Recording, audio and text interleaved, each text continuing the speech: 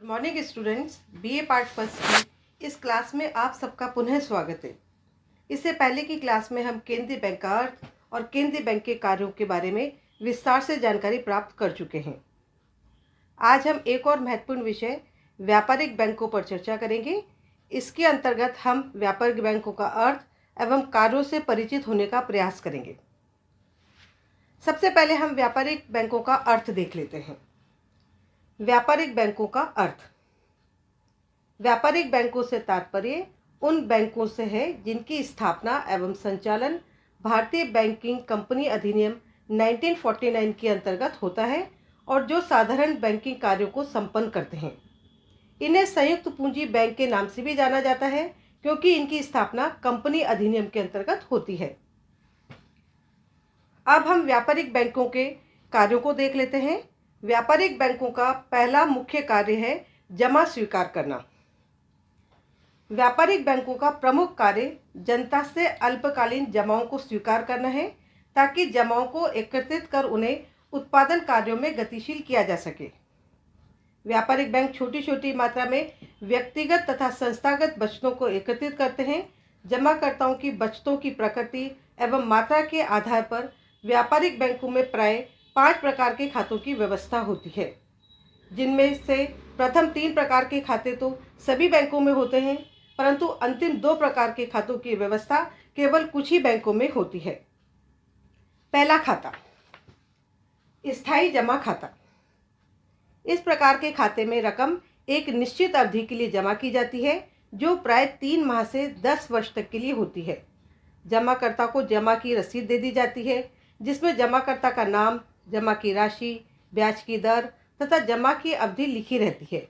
ये रसीद हस्तांतरणीय नहीं होती है और अवधि की समाप्ति पर रकम वसूल करते समय ये रसीद बैंक को लौटा देनी होती है। यदि जमाकर्ता को अपनी रकम की आवश्यकता अवधि पूर्ण होने से पहले पड़ जाती है तो कुछ कटौती काटकर बैंक उसे रकम लौटा देता है। निश्चितकालीन जमा पर बैंक अधिक ब्याज देता है। अवधि जितनी ही लंबी हो, ब्याज की दर उतनी ही ऊंची होती है, क्योंकि बैंक को ये विश्वास रहता है कि वह इस रकम को लंबे समय तक प्रयोग कर सकता है तथा ऋण देकर ब्याज कमा सकता है। दूसरा खाता है चालू खाता। इस प्रकार के खाते में जमाकर्ता दिन में जितनी बार चाहे रुपए जमा कर सकता है और निकाल सकता है। जमा राशि प्राय चेक द्वारा निकाली जाती है। व्यापारियों तथा बड़ी बड़ी संस्थाओं के लिए चालू खाते बहुत उपयोगी होते हैं, क्योंकि उन्हें दिन में कई बार भुगतान प्राप्त होते हैं और अनेक भुगतान करने होते हैं। चालू खाता खोलने पर बैंक द्वारा एक पासबुक, जिसमें लेन देन का विवरण रहता है, और एक चेक बुक तथा जमा करने के फॉर्म दिए जाते हैं। साधारणतः चालू खाते में जमा राशि पर बैंक ब्याज नहीं देते हैं, वरन कुछ बैंक तो जमाकर्ताओं से कुछ सेवा व्यय भी वसूल करते हैं। अमेरिका में चालू खाते को चेक खाता कहते हैं। तीसरा खाता है बचत खाता। इस प्रकार के खाते की सुविधा उन अल्प आय वर्गों को दी जाती है जो थोड़ी थोड़ी मात्रा में बचत करते हैं।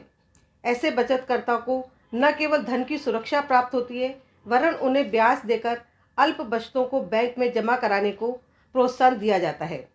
आजकल प्राय सभी व्यापारिक बैंक ऐसे खाता में जमाओं को प्रोत्साहन देने की अनेक आकर्षक योजनाएं क्रियान्वित करते हैं। यहाँ तक कि चालू खाता जमाओं के समान ही बचत खाता जमाओं के लिए भी चेक द्वारा भुगतान लेन देन की सुविधा प्रदान की जाती है। ऐसे खाते प्राय नौकरी पेशा तथा छोटे छोटे व्यापारियों के लिए उपयुक्त होते हैं। विदेशों में बचत बैंक अलग होते हैं, पर भारत में व्यापारिक बैंक ही इस कार्य को संपन्न करते हैं। ग्रामीण क्षेत्रों में पोस्ट ऑफिस बचत जमाओं की प्रवृत्ति भी इसका एक रूप है। चौथा खाता है गृह बचत खाता। कुछ बैंकों द्वारा छोटी बचतों को प्रोत्साहन देने के उद्देश्य से ग्राहकों को घर ले जाने के लिए गुल्लक दी जाती है, जिसमें वे समय समय पर अपनी बचत डालते रहते हैं। गुल्लक की चाबी बैंक के पास रहती है। कुछ समय बाद गुल्लक बैंक में लाने पर उससे रकम निकाल ली जाती है और जमाकर्ता के खाते में जमा हो जाती है। इस प्रकार की जमा पर ब्याज की दर प्राय कम होती है। पांचवा खाता है अनिश्चितकालीन जमा खाता। इस खाते के अंतर्गत अनिश्चितकालीन रकम जमा कराई जाती है, जिसे कुछ विशेष दशाओं में ही निकाला जा सकता है। जमाकर्ता केवल ब्याज की रकम निकाल सकता है। इस खाते में जमा रकम पर ब्याज दर काफ़ी ऊंची होती है, परंतु ऐसे खाते हमारे देश में विशेष प्रचलित नहीं है। व्यापारिक बैंकों का दूसरा कार्य है ऋण देना। आधुनिक व्यापारिक बैंकों का दूसरा महत्वपूर्ण कार्य ऋण देना है। जमाकर्ताओं की रकम बैंक के पास रखी नहीं रहती। कुछ नगद कोष रखने के पश्चात बैंक बाकी रकम व्यवसायियों को ऋण के रूप में दे देता है। बैंक जमा पर दी जाने वाली ब्याज की अपेक्षा ऋणों पर अधिक ब्याज लेता है और इन दोनों की अंतर की दर से बैंक को लाभ होता है। बैंक सामान्यतः 4 प्रकार के ऋण प्रदान करते हैं। पहला है ऋण या अग्रिम धन। उचित जमानत के आधार पर व्यापारिक बैंक किसी निश्चित अल्प अवधि के लिए विशेष उत्पादक कार्यों के लिए ऋण या अग्रिम देते हैं। जब कभी इस प्रकार का ऋण दिया जाता है तो ऋण लेने वाले के नाम एक खाता खोलकर ऋण की राशि उसमें लिख दी जाती है। ऋण लेने वाला आवश्यकता अनुसार चेक द्वारा समय समय पर रकम निकालता रहता है। ऋण की पूरी रकम पर तत्काल ब्याज लगना प्रारंभ हो जाता है, चाहे उस रकम का केवल एक ही भाग निकाला जाए। ऋण प्राय जमानत पर आधारित होता है तथा इसकी अवधि निश्चित होती है। ब्याज की दर का निर्धारण ग्राहक की साख, ऋण के उद्देश्य, अवधि और धरोहर की किस्म आदि पर निर्भर करता है। दूसरा है नगद साख। यह प्रणाली स्कॉटलैंड में प्रारंभ हुई थी और आज सभी देशों में प्रचलित है। इसके अंतर्गत बैंक ऋणी को निश्चित प्रतिभूतियों के बदले ऋण देता है, परंतु समूचा ऋण एक ही समय पर नहीं दिया जाता, वरन बैंक ऋणी के नाम से एक खाता खोल देता है और बैंक के पास रखे गए जमानती माल के मूल्य के अनुसार एक निश्चित सीमा तक रुपया निकालने का अधिकार ऋणी को देता है। ऋणी आवश्यकता अनुसार खाते में से छोटी छोटी रकमें निकालता रहता है। बैंक ऋणी द्वारा निकाली गई रकम पर ही ब्याज लेता है। तीसरा है बैंक अधिविकर्ष। बैंक अपने सम्मानित तथा विश्वसनीय ग्राहकों को ओवरड्राफ्ट की सुविधा भी देता है। अधिविकर्ष प्राप्त करने के लिए बैंक में चालू खाता होना आवश्यक है। इस प्रकार की सुविधा बैंक द्वारा अल्प समय के लिए ही दी जाती है। अधिविकर्ष एक प्रकार का ऋण ही है। बैंक ऐसे ग्राहकों को उनके खाते से अधिक धनराशि निकालने के लिए चेक जारी करने की अनुमति दे देता है। ग्राहक अपनी जमा रकम से अधिक राशि निकालने पर बैंक को ब्याज अदा करता है। इसमें ब्याज की दर अधिक ली जाती है। नेक्स्ट है विनिमय बिलों को भुनाना। ये एक अन्य प्रकार का ऋण है जो बैंकों में अत्यंत प्रचलित है। यदि विनिमय बिल के वाहक को तत्काल नगद रुपए की आवश्यकता पड़ती है तो वह बैंक जाकर विनिमय बिल को भुना सकता है, अर्थात कटौती करवाकर बिल भुना सकता है। बैंक विनिमय बिल लेकर वाहक को विनिमय बिल का वर्तमान मूल्य दे देता है अथवा उसके खाते में जमा कर देता है। व्यापारिक बैंकों का तीसरा कार्य है साख निर्माण। साख निर्माण आधुनिक व्यापारिक बैंकों का प्रमुख कार्य है। अधिक लाभ कमाने के लिए आधुनिक व्यापारिक बैंक अपनी अंश पूंजी तथा जमा राशि की कुल मात्रा से अधिक ऋण देते हैं, जो उनके द्वारा साख का निर्माण करने पर संभव होता है।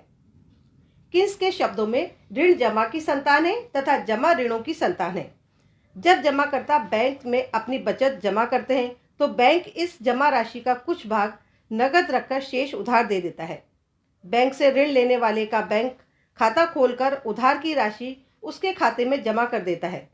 इस प्रकार व्युत्पन्न जमा उत्पन्न होती है। बैंक ऋण लेने वाले को चेक द्वारा रकम निकालने की सुविधा प्रदान करता है और पुनः बैंक अपनी नगद जमा का कुछ भाग नगद या तरल रूप में रखकर शेष राशि ऋण में दे देता है। इस प्रकार ऋण जमा को तथा जमा ऋण को जन्म देते हैं। व्यापारिक बैंकों का चौथा कार्य है अभिकर्ता संबंधी कार्य। बैंक अपने ग्राहकों के लिए एजेंट अथवा प्रतिनिधि के रूप में भी कार्य करते हैं। ऐसे कार्यों के लिए ग्राहक स्वयं अपने बैंक को लिखित अनुमति देते हैं। इनमें से कुछ कार्य निःशुल्क किए जाते हैं तथा कुछ के लिए निश्चित शुल्क प्राप्त किया जाता है। इस प्रकार के कुछ कार्य इस प्रकार हैं। ग्राहकों द्वारा भेजे गए चेक, विनिमय बिल आदि साख पत्रों का भुगतान एकत्र करने का कार्य बैंक करते हैं। बैंक अपने ग्राहकों द्वारा लिखे गए चेकों का भुगतान करते हैं तथा कभी कभी ग्राहकों के बिल भी स्वीकार करते हैं, जिनका भुगतान निश्चित अवधि पर कर दिया जाता है। ग्राहकों के आदेशानुसार बैंक उनके बीमे का प्रीमियम, कर, ब्याज, चंदे, ऋण की किस्त आदि के भुगतान करने का कार्य करते हैं। अपने ग्राहकों की ओर से बैंक लाभांशों, ब्याज, किराया, ऋण की किस्त आदि भी वसूल करते हैं। बैंक अपने ग्राहकों के लिए सरकारी प्रतिभूतियां, कंपनियों के शेयर्स तथा ऋण पत्र आदि के क्रय विक्रय का कार्य भी करते हैं।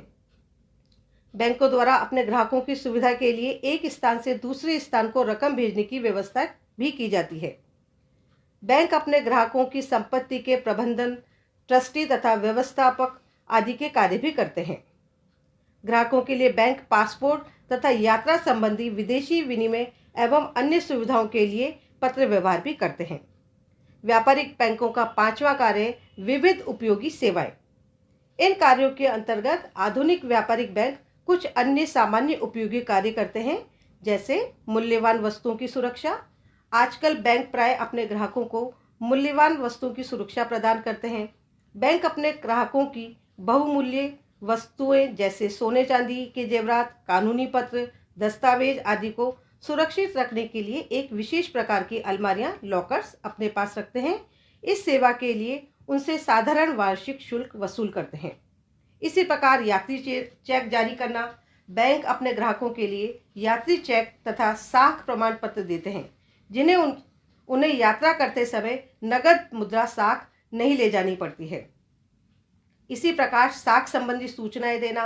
बैंक अपने ग्राहकों की आर्थिक स्थिति की सूचना अन्य व्यापारियों को देते हैं और पूछे जाने पर अन्य व्यापारियों की आर्थिक स्थिति की जांच पड़ताल करके अपने ग्राहकों को सूचित करते हैं। इसी प्रकार आर्थिक आंकड़े संकलित करना। कुछ बड़े व्यापारिक बैंक देश के व्यापार तथा उद्योग से संबंधित आंकड़े एकत्रित करते हैं तथा सूचनाएं प्रकाशित करते हैं। बैंक कंपनियों के शेयर्स तथा ऋण पत्रों के अभिगोपन का कार्य करते हैं, जिसमें कंपनियों की पूंजी प्राप्त करने में सुविधा होती है। ये शेयर्स जनता द्वारा न खरीदे जाने पर बचे हुए शेयर्स बैंक स्वयं खरीद लेता है। सरकार द्वारा जारी किए गए ऋणों की बिक्री की व्यवस्था बैंकों के द्वारा की जाती है। बाढ़ पीड़ितों का कोष, सुरक्षा कोष आदि राष्ट्रीय चंदे संग्रह करने का कार्य भी बैंकों के द्वारा किया जाता है। बैंक एक विशेषज्ञ के समान अपने ग्राहकों को उनके धन तथा विनियोग संबंधी मामलों में सलाह देते हैं। इस प्रकार स्पष्ट है कि आधुनिक युग में व्यापारिक बैंक महत्वपूर्ण कार्यों का संपादन करते हैं तथा देश के व्यापार, उद्योग व विकास को प्रगति के पथ की ओर अग्रसर करने में महत्वपूर्ण भूमिका निभाते हैं। इस प्रकार आज हमने व्यापारिक बैंकों का अर्थ और व्यापारिक बैंकों के कार्यों को समझने का प्रयास किया। अगले लेक्चर में हम राष्ट्रीय आय पर चर्चा करेंगे। थैंक यू, धन्यवाद।